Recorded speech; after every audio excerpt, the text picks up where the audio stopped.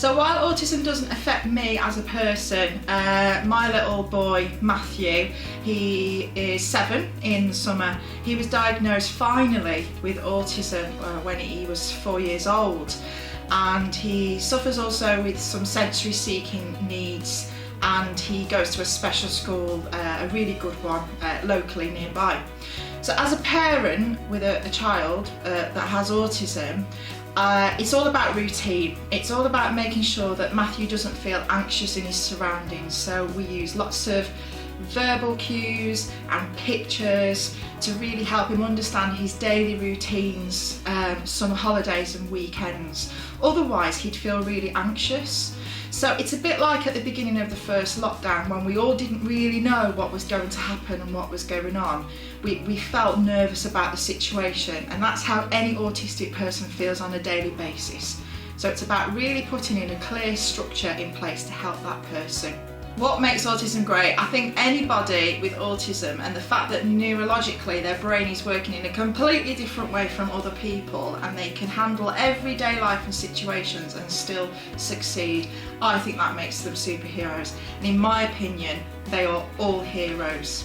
I think the most important thing and how you can help an autistic person is to try and put yourself in their situation, in their position, and to remember that the autistic spectrum is vast. So what affects one person might be completely different to another. So in the situation that I'm in, sometimes Matthew can be overstimulated by something and the situation around him becomes too much, or he's understimulated, so he looks to source out sensory seeking opportunities.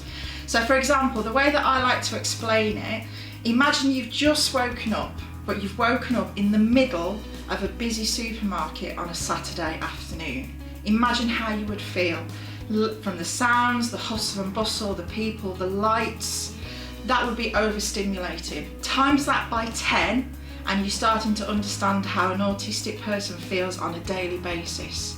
So really put yourself in that situation and think to yourself how you might want to remove yourself from that place. So it's really about kind of giving that person time and being kind and considerate. The other point, as I mentioned, is being understimulated, so seeking out stimulation opportunities. So you might see an autistic person kind of move in close proximity to you, or they might spin. I know my little boy, he loves the sense of spinning, so he will find opportunities like looking at washing machines or going on carousels time and time again, which he finds comfort from. And obviously autistic people find that kind of stimulation in different ways. The other last thing that I would say is really important is to not be too abstract with your body language or in conversation. So sometimes in social circumstances, autistic people will find it really hard to kind of read signals and understand what people are trying to sort of say from body language and spoken words. So just being really kind and considerate.